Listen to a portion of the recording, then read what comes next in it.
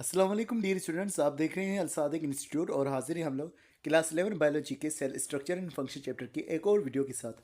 आज की इस वीडियो के अंदर हम जिस टॉपिक का जिक्र करने वाले हैं वो हमारे पास है स्पेक्ट्रोफोटोमेट्री।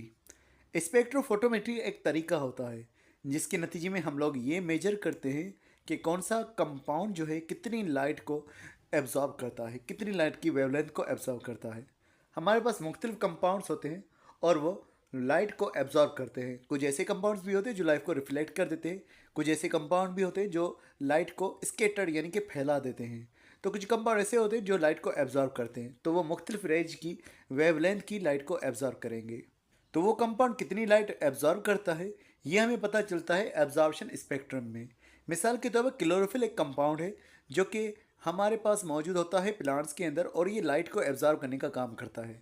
क्लोरोफिल अब जो लाइट एब्जॉर्ब करेगा वो उसका एब्जॉर्प्शन स्पेक्ट्रम एक डायग्राम बनेगा, एक ग्राफ बनेगा जिसमें हमें पता चलेगा कि वो कितनी लाइट को एब्जॉर्ब कर रहा है। मिसाल के तौर पर वो 680 नैनोमीटर की वेवलेंथ से लेकर के 700 नैनोमीटर की वेवलेंथ को वो एब्जॉर्ब कर रहा होता है। तो अब जो कंपाउंड इतनी लाइट को एब्जॉर्ब करेगा हम पहचान लेंगे कि ये कौन सा कंपाउंड है। तो इस तरह से हमें कंपाउंड की रिकग्नाइजेशन भी हो जाती है। तो इस प्रोसेस के दौरान जो औजार यूज़ किया जाता है स्पेक्ट्रोफोटोमेट्री के दौरान, उसे स्पेक्ट्रोफोटोमेट्री कहा जाता है। ये एक डिवाइस है जो कि मेजर करती है कि कौन सा कंपाउंड कितनी लाइट को एब्जॉर्ब करेगा।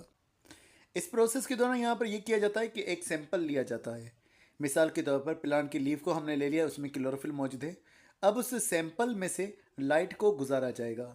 जब सैंपल में से लाइट गुजरेगी तो सैंपल का जो सॉल्यूशन होगा वो लाइट को एब्जॉर्ब करेगा या ट्रांसमिट कर देगा और एक वेवलेंथ बना देगा।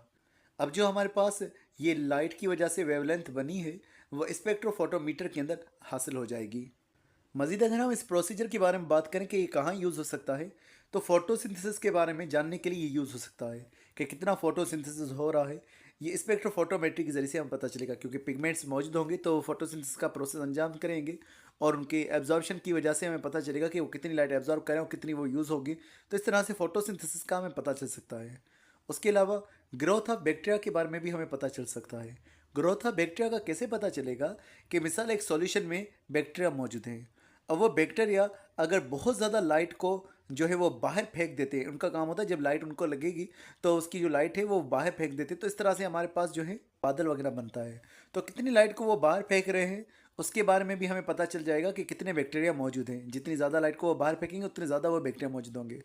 उसके अलावा डीएनए कितना मौजूद है, तो डीएनए को देखने के लिए भी हम स्पेक्ट्रोफोटोमेट्री का इस्तेमाल कर सकते हैं, क्योंकि डीएनए भी जो है कुछ वेवलेंथ को एब्जॉर्ब करता है। तो इस तरह से हमें पता चलेगा कि कौन सा मॉलिक्यूल वहाँ पर मौजूद है या कौन सा नहीं मौजूद। तो इसके लिए स्पेक्ट्रोफोटोमेट्री का इस्तेमाल किया जा सकता है। इस तस्वीर के अंदर मुख्तलिफ पिगमेंट्स के बारे में दिखाया जा रहा है।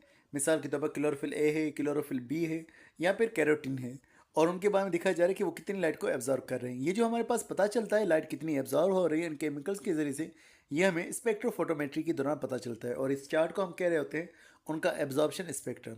तो डियर स्टूडेंट्स, आज की मैं बस इतना ही था। उम्मीद करता हूँ ये वीडियो आपको पसंद आई होगी। इंशाल्लाह मिलते हैं नेक्स्ट वीडियो में, तब तक अपना बहुत सारा ख्याल रखिएगा। अस्सलाम वालेकुम।